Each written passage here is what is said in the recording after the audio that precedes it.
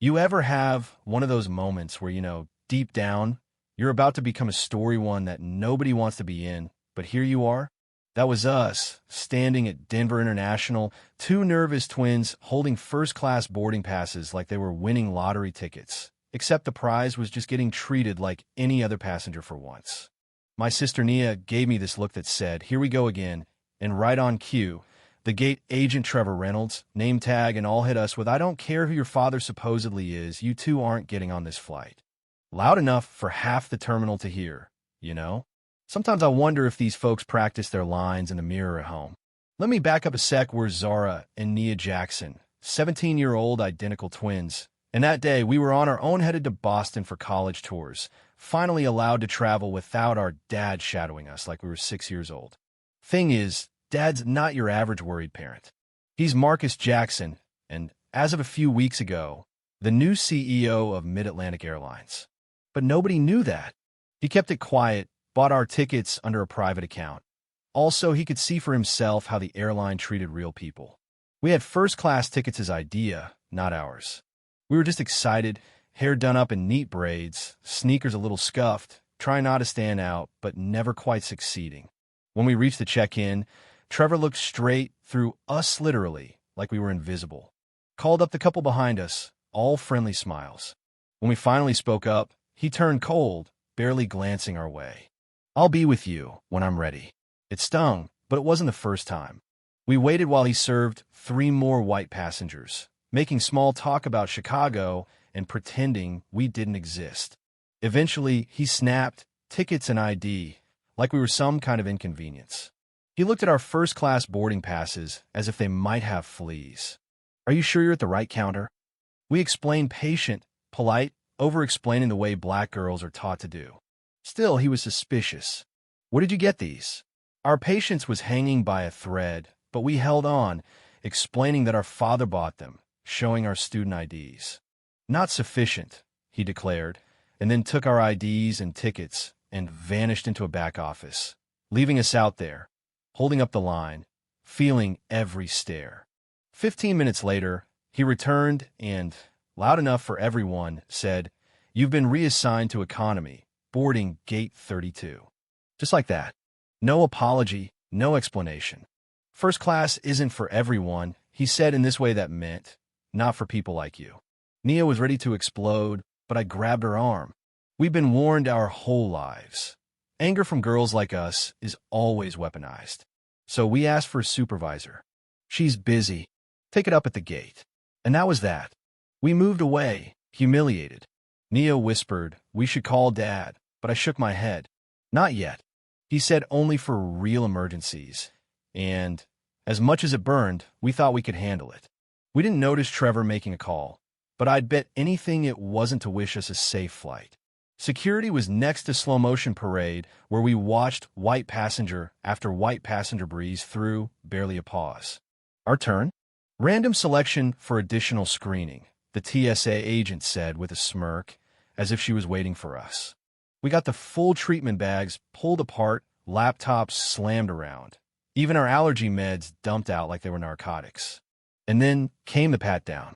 Rough, invasive, humiliating, with comments about our hair loud enough for everyone to hear. "Always gotta check these elaborate hairstyles," Vanessa Miller, the agent, joked.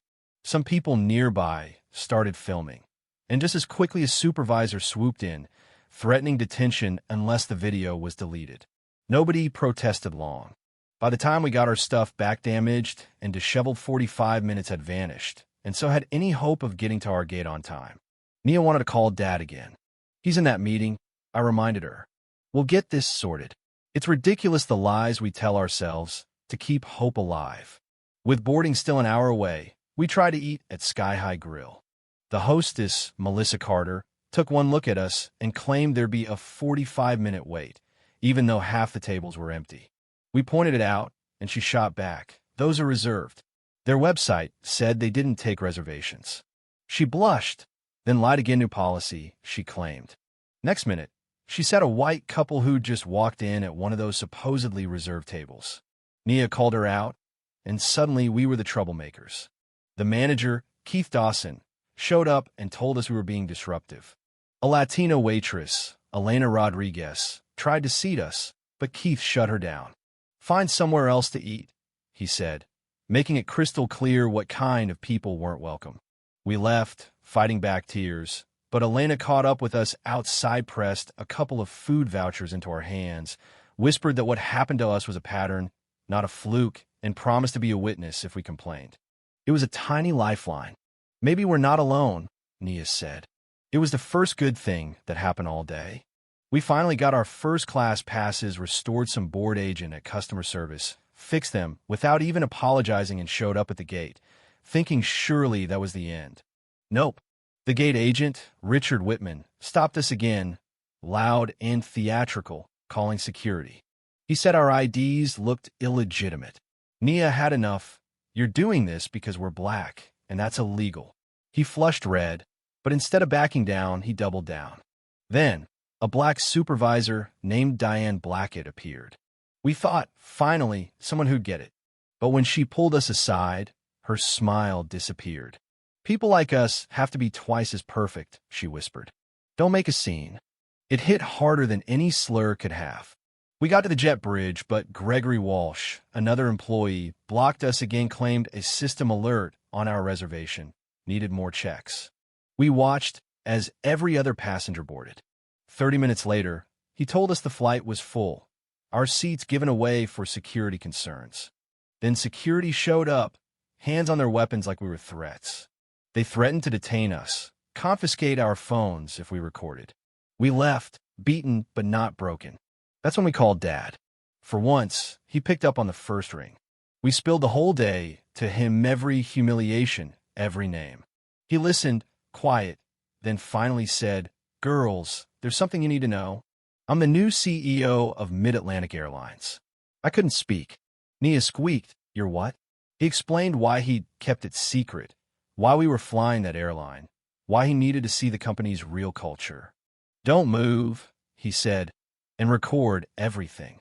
Within minutes, my phone was ringing off the hook. Executives begging us to accept a private jet, luxury hotels. Dad said to refuse. Then Richard Whitman showed up, suddenly groveling. "Come with me for your private flight," he begged. I just said, "We're waiting for our father's instructions." That's when Dad's voice boomed from my phone speaker. "Mr. Whitman, this is Marcus Jackson, CEO. Everything is being recorded. Return to your post." Richard turned ghost white and ran. Then all hell broke loose. Every Mid-Atlantic flight, every single one, was grounded. The departure boards flashed delays. The terminal erupted in chaos. Dad was pulling every string, forcing the airline to face the cost of discrimination, not just in lawsuits, but in lost business and public trust. Executives scrambled. News crews swarmed. Social media lit up. Some tried to blame us, call us entitled or disruptive. But witnesses came forward, videos surfaced, and Elena sent recordings of the manager making racist comments. In the boardroom, Dad faced down Victor Harrington, the powerful investor who'd opposed his hiring. Harrington tried to paint Dad's actions as a meltdown, but Dad had receipts, years of discrimination complaints, hidden lawsuits, financial risks ignored. When Harrington threatened our futures, Dad calmly reminded him the meeting was being recorded. Board members realized the real risk wasn't data, it was sweeping discrimination under the rug. Mid-Atlantic didn't just survive the scandal. It became the first airline to put anti-discrimination at its core. The employees who'd wronged us weren't just fired, they had to help build the new system, listen to the stories of those they'd harmed, and work for real change. Some hated it. Some, like Diane Blackett, broke down, admitting how they'd helped enforce the very system that hurt people like us. 6 months later, Nia and I boarded another flight to Boston. This time, a young South Asian agent smiled and waved us through.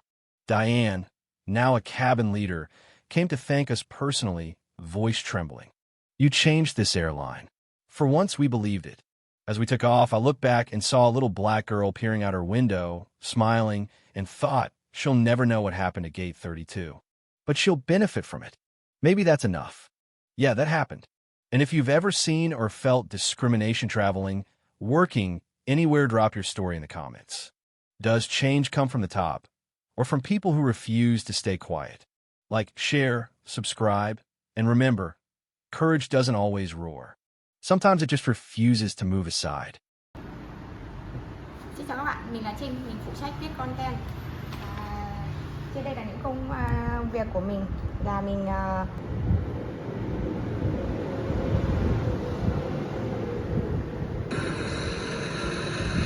Next one? Alright. Thank you, man. Hey, if you guys have any trouble, let somebody know. Please. After the tree to hold on to. Yeah, they're